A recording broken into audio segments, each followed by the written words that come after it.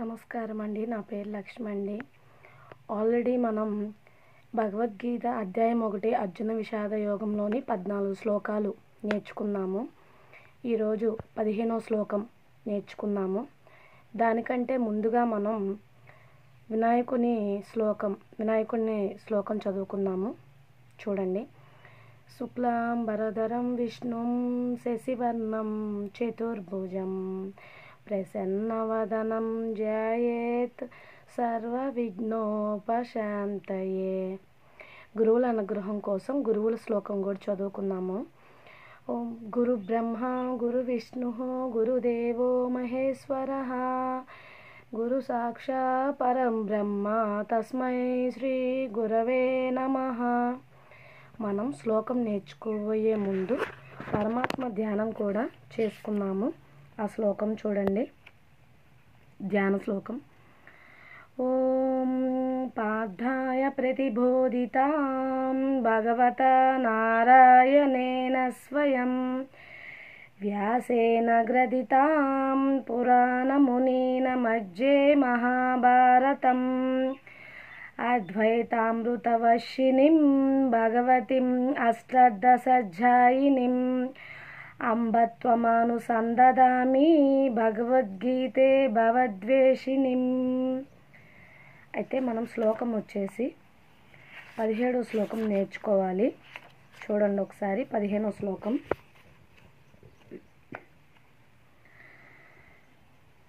పాంచజన్యం హృషీకేశో దేవదత్తం ధనంజయః పౌండ్రం దద్మౌ మహాశంకం భీమకర్మా వృకోదరః. అయితే మనం ఈ శ్లోకాన్ని ఇంకో 3 times రిపీట్ చేసుకున్నాము.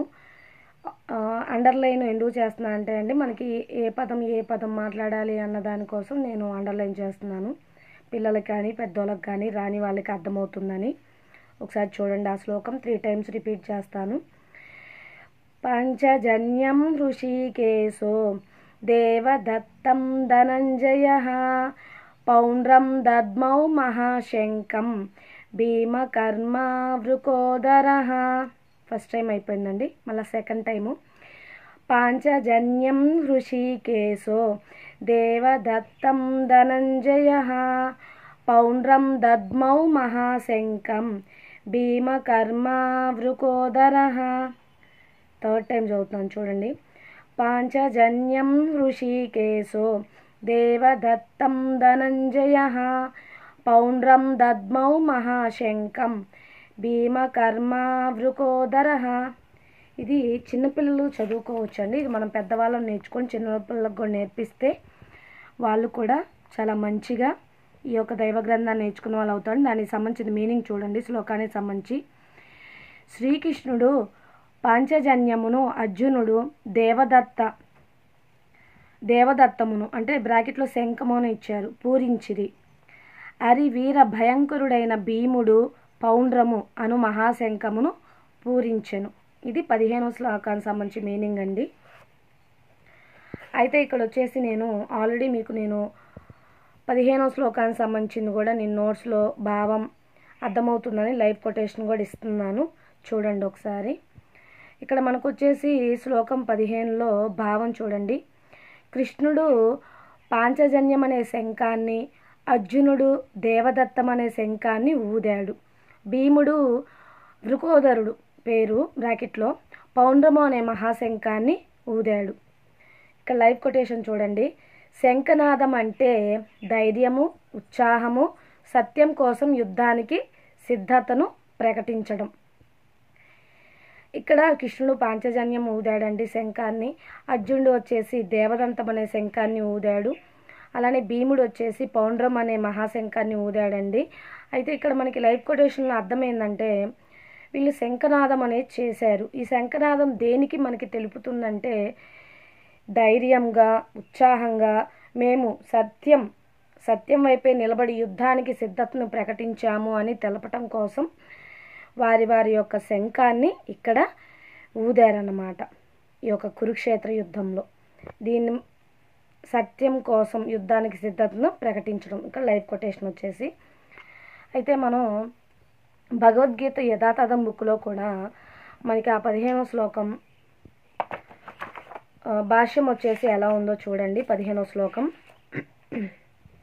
ఇది మనకి 15వ శ్లోకం భగవద్గీత యథాతథం బుక్లోది చూడండి.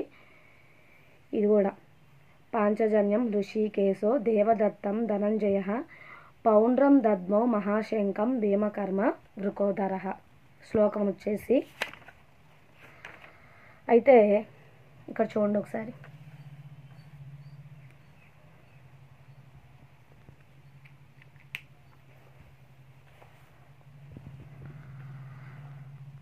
శ్రీకృష్ణ భగవానుడు పాంచజన్యమును తన శంఖమును పూరించెను.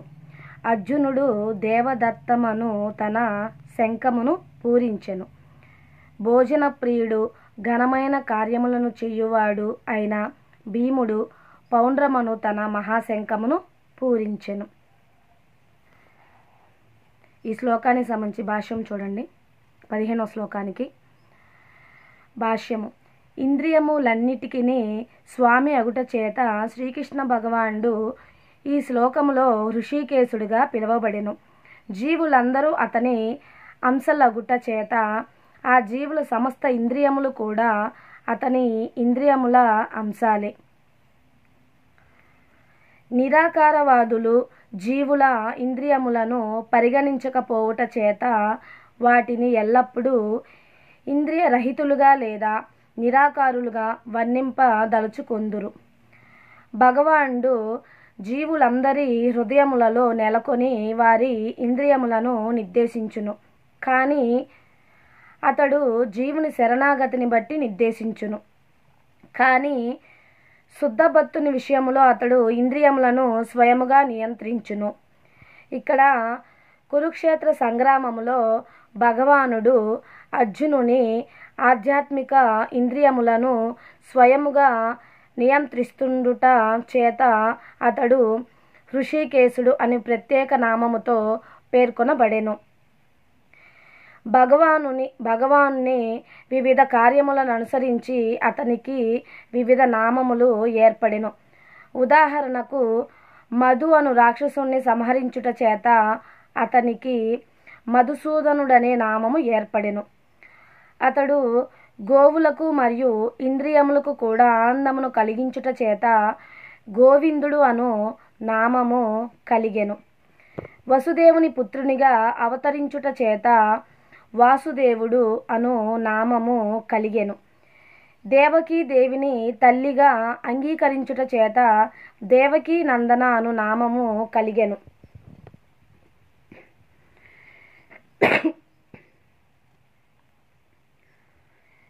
బృందావనములో యశోదకు బాల్య లీలలను దర్శించుకుని అవకాశము కలిగించుట చేత యశోద నందన అను నామము కలిగెను.